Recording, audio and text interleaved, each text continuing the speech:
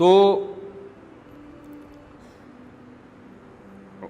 عبودیت جسے کہتے ہیں، یعنی اللہ نے جگہ جگہ قرآن میں الحمد سے لے کے والناس تک اپنا انٹروڈکشن کروایا. اس کے لیے میں ایک مثال سے بات سمجھا رہا تھا. سائنس نے اتنی ترقی کر لی ہے مگر میرا گلا نہیں کھول سکی اب تک. اتنی ترقی کر لی، میرا گلا بیٹھا ہوا ہے. یہ میری جو آپ بیانات میں میری آواز سنتے ہیں یہ اوریجنل نہیں ہے، یہ بیٹھی ہوئی آواز ہے. سمجھ رہے ہو؟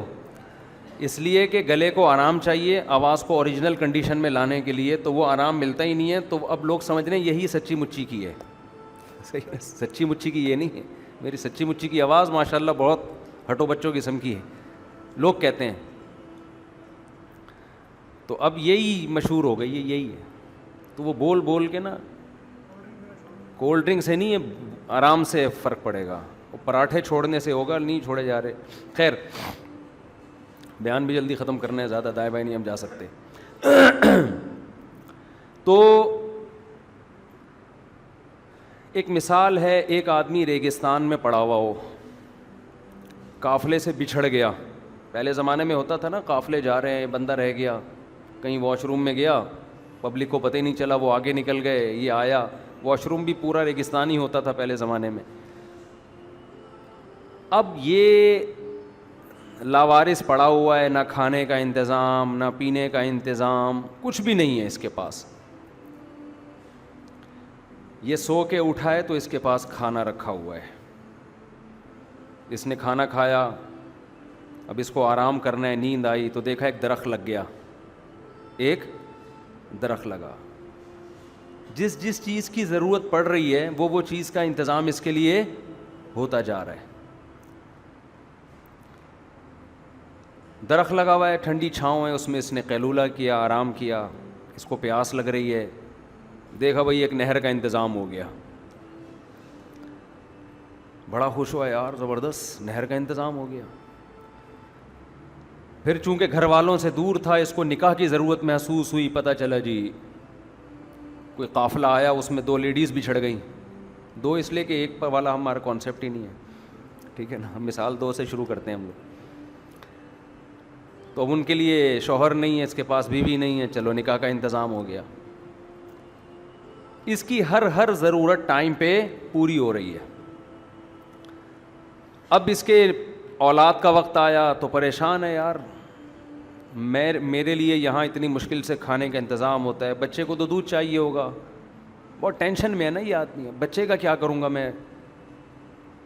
عقل مند ہوگا تو یہ سوچے گا کہ بھائی جو اب تک آٹومیٹیکلی سب کچھ ہو رہا ہے، غیب سے انتظام ہو رہا ہے، تو جب ایک نیا انسان آئے گا تو بھی ہو جائے گا. بالآخر بچہ ہو گیا. بچہ ہوتے ہی ماں کی چھاتیوں میں دودھ پیدا ہو گیا. بلے بلے بھائی، یہ حیران ہو رہا ہے، یار یہ ہو کیا رہا ہے. واٹس گوئنگ آن انگلش میں کہتے ہیں نا، واٹس ہیپننگ. ایک ہی ہو رہا ہے پنجابی میں، یہ ہو کی رہا ہے کہ جو جس چیز کی ضرورت پڑتی ہے آٹومیٹیکلی اس کا انتظام، بولتے کیوں نہیں، ہو رہا ہے. اس نے کہا یار یہ ہو نہیں رہا، یہ کیا جا رہا ہے. یہ ہو نہیں رہا، یہ کیا جا رہا ہے.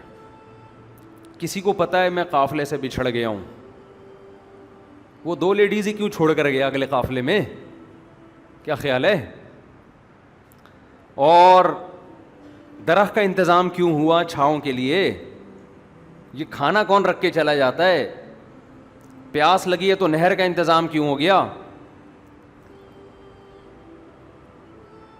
اب کیا ہوا کہ اس کی یہ تو عقل مند تھا، اس نے کہا یار یہ کوئی ہے جو یہ سارے کام کر رہا ہے، مجھے چاہیے کہ میں اس کو تلاش کروں، میں اس کو تلاش کروں، اس کا شکر ادا کروں. پھر اس کے بچے ہوتے گئے. بچے بھی 2 حصوں میں ڈیوائیڈ ہو گئے. کچھ بچے ایسے تھے جنہوں نے کہا کہ یار یہ آٹومیٹیکلی نہیں ہے، یہ کوئی نہ کوئی یہ کام کر رہا ہے. اور کچھ بچے کیا تھے، انہوں نے ایک یونیورسٹی بنائی، کالج بنایا. ریسرچ کریں گے اس نہر پہ کہ اس کے پانی کن چیزوں سے مل کے بولو بنا ہے. یہ جو بچہ پیدا ہوتے ہی ماں کی چھاتیوں میں دودھ آتا ہے، اس کی لاجک کیا ہے؟ وہ لگ گئے لاجک کے پیچھے. اب جو شخص یہ انتظام کر رہا تھا نا, اس کو خیال ہوا کہ یار یہ ان چیزوں میں الجھ کے رہ گئے ہیں, ان چیزوں میں یہ الجھ کے رہ گئے ہیں جو پروٹوکول یا جو فائدے کی چیزیں ان کو دی جا رہی ہیں, یہ دینے والے کے بارے میں تو اب انہوں نے تجسس ہی چھوڑ دیا ہے. اس نے اپنے میسنجر بھیجے, نمائندے بھیجے سمجھانے کے لیے کہ یار تم دودھ کی اجزائے ترکیبی پہ تو بڑا تم نے یونیورسٹیاں بنا لی کہ ماں کے دودھ میں کیلشیم کتنا ہے, میگنیشیم کتنا ہے, پوٹاشیم کتنا ہے اور مٹھاس کتنی ہے وغیرہ وغیرہ. یہ تو بڑا زبردست تمہاری ریسرچ ہے. اصل میں یہ تو جس نے تمہیں یہ نعمتیں دی ہیں اس کے انٹروڈکشن کے لیے, اس کے تعارف کے لیے یہ چیزیں تھیں. تو بچے دو حصوں میں ڈیوائیڈ ہو گئے. کچھ نے ان کی بات پر ایمان لائے اور کہا کہ بھائی ہم ان چیزوں کی تحقیق تو کرتے رہیں گے, لیکن سب سے پہلے اس کو تلاش کرنا ضروری ہے, اس سے دل لگانا ضروری ہے, اس سے محبت کرنا ضروری ہے جس نے ہمارے باپ دادا پر یہ احسانات کیے ہیں. دوسرے مادہ پرست تھے. انہوں نے کہا یہ پرانے زمانے کے دقیانوس لوگ ہیں جو ہمیں سائنس اور ٹیکنالوجی سے ہٹا رہے ہیں. میں سمجھا پا رہا ہوں اپنی بات؟ یہ پرانے زمانے کے گھٹیا دقیانوس لوگ جو کہہ رہے ہیں کہ بنانے والے کو تلاش کرو, جس نے نہر کا انتظام کیا, جس نے درخت لگایا, جس کی چھاؤں میں ہم سوتے ہیں اور پھل کھاتے ہیں اور جناب کھانا رکھ کے چلا جاتا ہے اور جب گرمی پڑتی ہے تو آسمان سے پانی برساتا ہے. یہ پرانے زمانے کے دقیانوس قسم کے لوگ ہیں. ابھی سائنس ٹیکنالوجی کا دور ہے.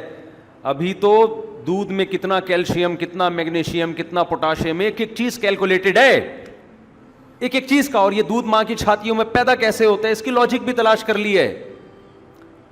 اسی بات کو قرآن مجید نے بیان کیا. دیکھیں قرآن کیسی بلاغت کی کتاب ہے, ہر زمانے کے لحاظ سے بات کرتا ہے نا. قرآن کہتا ہے هل أتى على الإنسان حين من الدهر لم يكن شيئا مذكورا. انسان پر اربوں کھربوں سال ایسا زمانہ آ چکا ہے کہ وہ قابل تذکرہ چیز نہیں تھا, ایسی چیز ہی نہیں تھا کہ اس پہ ڈسکس کیا جاتا, کچھ بھی نہیں تھا. انا خلقنا الانسان من نطفۃ امشاج, ہم نے مختلف پانیوں کے ملاپ سے, جس کو نطفہ کہا جاتا ہے, منی کا قطرہ کہا جاتا ہے, اس سے انسان کو پیدا کیا. اتنی بڑی قدرت, اتنی بڑی طاقت دنیا میں آنے کے بعد اس کو اپنے بنانے والے کو یاد رکھنا چاہیے تھا, لیکن نتیجہ کیا نکلا؟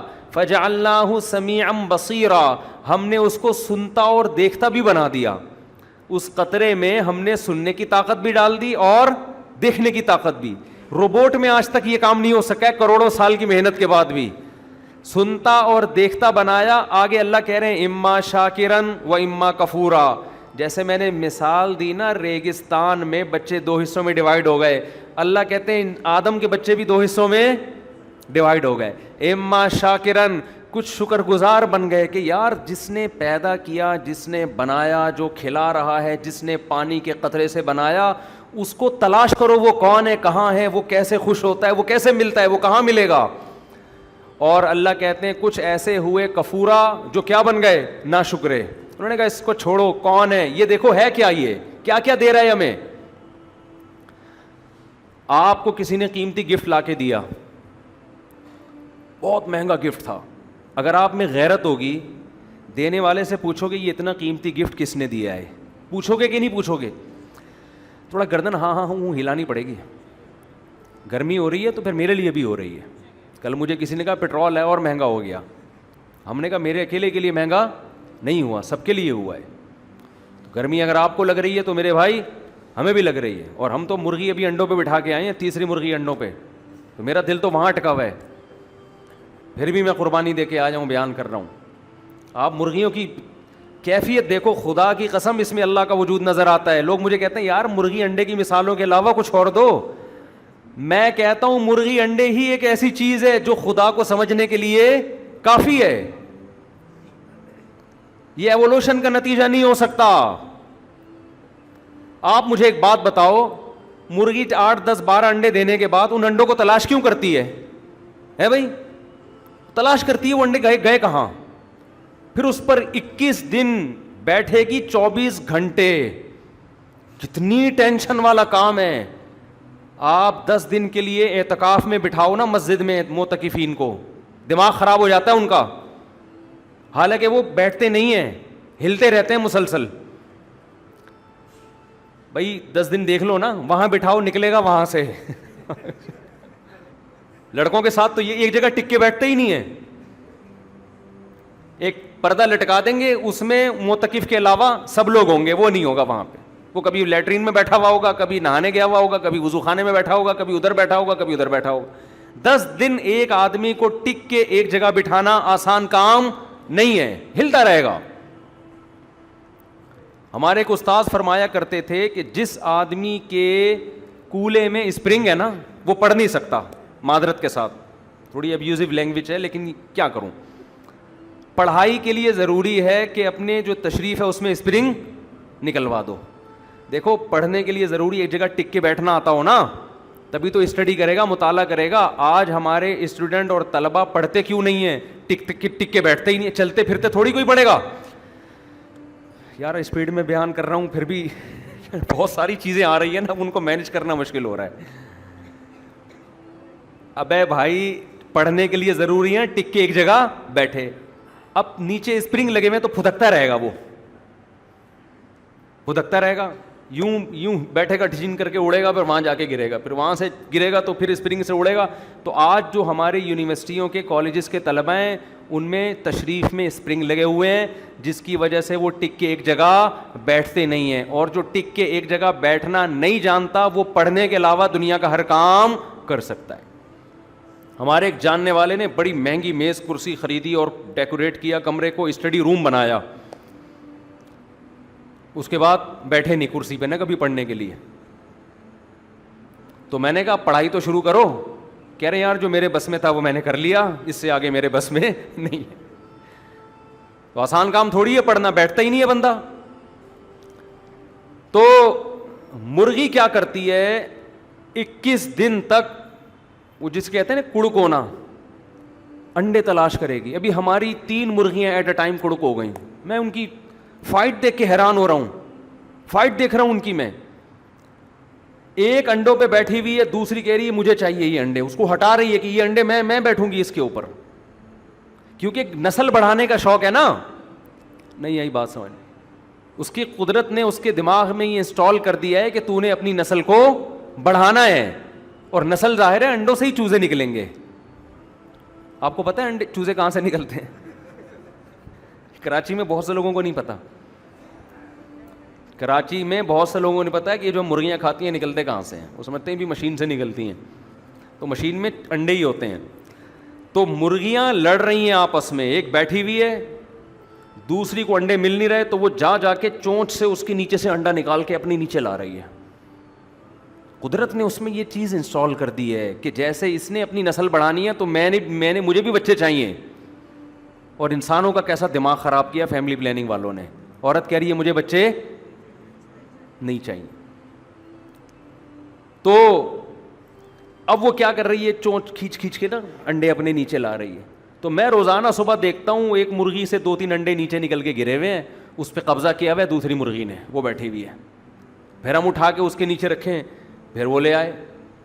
یہ میرے بھائی ایوولوشن کا نتیجہ. بولو, آپ لوہا رکھو, لوہا کروڑوں سال میں بھی تلوار نہیں بنے گا وہ ایوالو ہو کے. نہیں آئی بات سمجھ میں؟ جو ارطغرل کے جو تیر ہیں نا جو ڈراموں میں آ رہے ہیں, میں تو نہیں دیکھتا ڈرامہ, لوگ دیکھ رہے ہیں کیونکہ بنے ہوئے ہیں, اب تو سنا چھوڑ دیا لوگوں نے. تو ایک لوہا زمین پہ ڈال دو, ایک راڈ بنا کے, کروڑوں اربوں سال گزر جائیں گے, وہ ایک تیر اور ایک کمان نہیں بنے گا. اربوں سال میں بھی نہیں بنے گا. یہ پوری مرغی کیسے بن گئی, اور اس کو اتنا, اس کے چھوٹے سے دماغ میں یہ چیز کیسے انسٹال ہو گئی؟ یہ سافٹ ویئر خود بخود انسٹال ہوتا ہے.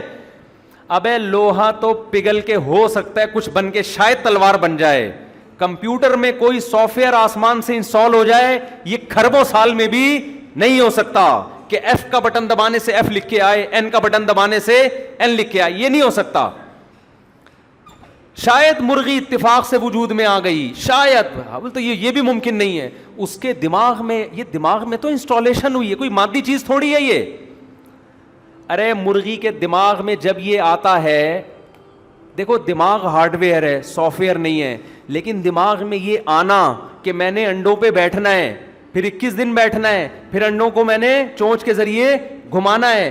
اگر ایک انڈا کھسک کے وہاں چلا گیا, چونچ سے لے کے اس کو اپنے نیچے کرنا ہے. 24 گھنٹے میں ایک دفعہ میں نے جانا ہے واش روم, 24 گھنٹے میں ایک دفعہ کھانے کے لیے جانا ہے میں نے, اس وقت تک واش روم کو بچا کے رکھنا ہے, کیونکہ بار بار جائے گی تو انڈے خراب ہو جائیں گے. یہ ہارڈ ویئر ہے, سافٹ ویئر ہے. بھائی بول لو یار, میں پہلے کہہ رہا ہوں گرمی مجھے بھی لگ رہی ہے, صرف آپ کو نہیں لگ رہی. یہ ہارڈ ویئر ہے یا یہ سافٹ ویئر ہے؟ یہ خیالات. سافٹ ویئر خود بخود وجود میں آ سکتا ہے بھائی. میں تو کہتا ہوں مرغی کا جو دماغ ہے نا, جو ہارڈ ویئر ہے, اربوں خربوں سال میں یہ بھی خود میں نہیں وجود آ سکتا. تو اس میں یہ جو خیالات انسٹال ہو گئے اتنی ترتیب سے, بے ڈھنگے خیالات نہیں ہیں. 12 انڈے دینے, اس کے بعد بیٹھنا ہے انڈوں پہ, کیونکہ ایک ٹائم پہ 12 ہی نکل سکتے ہیں, زیادہ ہوں گے تو ضائع ہو جائیں گے. شاعر نے کہا ہے نا, کھلی ہوتی ہیں گو آنکھیں مگر بینا نہیں ہوتی. بینا کا مطلب آنکھ کھلی ہوئی ہے, نظر نہیں آتا. قرآن بار بار گمراہ لوگوں کی ایک مثال دیتا ہے. پہلے مجھے یہ مثال سمجھ میں نہیں آتی تھی, جب سے جانور پالنا شروع کیے اور زیادہ سمجھ میں آنا شروع ہو گئی ہے. قرآن بار بار غیر مسلم کو, کافر کو کہتا ہے اندھے ہیں, بہرے ہیں, گونگے ہیں. 3 صفات قرآن نے بیان کی ہیں جس کو ہم گالی ہی سے تعبیر کر سکتے ہیں. گالی سے مراد وہ نہیں جو عام عرف میں جس کو گالی, یعنی برا لقب دیا ہے. اندھے ہیں, بہرے ہیں, گونگے ہیں, یہ بار بار قرآن میں ہے. لا یعقلون, سمجھنے کے لیے دماغ نام کی کوئی چیز ان کے پاس نہیں ہے. آپ کہو یار قرآن کہہ رہا ہے کافر اندھا بھی ہے, بہرا بھی ہے, گونگا بھی ہے اور ناسمجھ بھی ہے. یہ 4 چیزوں سے ہی تو انسان بنتا ہے. قرآن کیا کہہ رہے ہیں؟ اندھے بھی ہیں, بہرے بھی ہیں, گونگے بھی ہیں.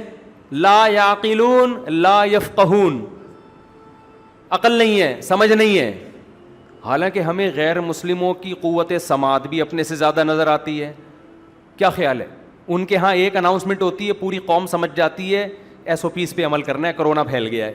ہمارے ہاں 6 مہینے اس پہ بحث ہوتی ہے کہ ڈرامہ ہے یا حقیقت ہے. تو سنائی تو ان کو زیادہ دیتا ہے, ہمیں بولو نا کم دیتا ہے. پھر ان کی خوراکیں ایسی, ان کی ویسی سماعت ہم سے زیادہ ہے. ہمارے ہاں 50 سال میں سننا بولنا ختم. اتنی بیماریاں آتی ہیں, شوگر سے تو ہر قوت کمزور ہوتی ہے نا, وہ تو 80 سال تک سن رہے ہوتے ہیں. لیکن اللہ ان کو کیا کہہ رہا ہے؟ بہرے ہیں. اور اللہ کہہ رہا ہے گونگے ہیں. گونگے کہاں ہیں؟ ان کے نیوز چینل دیکھو اور ہمارے دیکھ لو. ان کے نیوز چینل 24 گھنٹے چلتے ہیں. ہمارے تو اب تھوڑا چلنا شروع ہوئے, ورنہ ہمارے زمانے میں جو ٹی وی تھا اس میں مچھر زیادہ تھے.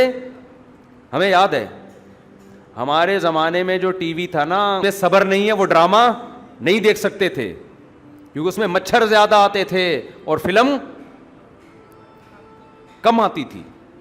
پھر اوپر بندہ ایک چڑھ کے ہلا رہا ہوتا تھا, یوں کیا اب آ گیا, اب آ رہا ہے, تھوڑا سا آ رہا ہے. لیکن جیسے ہی اس کا ہاتھ ہٹا, کیونکہ اس کے ہاتھ سے بھی وہ سگنل آ رہے ہوتے تھے نا, وہ نیچے آیا تو پتا چلا اس کمبخت کی وجہ سے ہی تو سگنل آ رہے تھے. صحیح ہے نا؟ تو ہونا یہ چاہیے تھا کہ اسی کو اوپر بٹھا دو اینٹینے کی جگہ. تو بعض لوگوں نے تو اپنے بچوں کو لے کے بٹھا دیا وہاں پہ, بیٹا یہاں بیٹھ کے ویڈیو گیم کھیلو.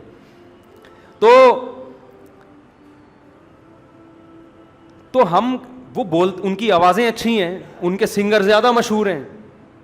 اور اللہ کیا کہہ رہے ہیں ان کو؟ کیا ہے یہ؟ گونگے. اور اللہ کہہ رہے اندھے ہیں.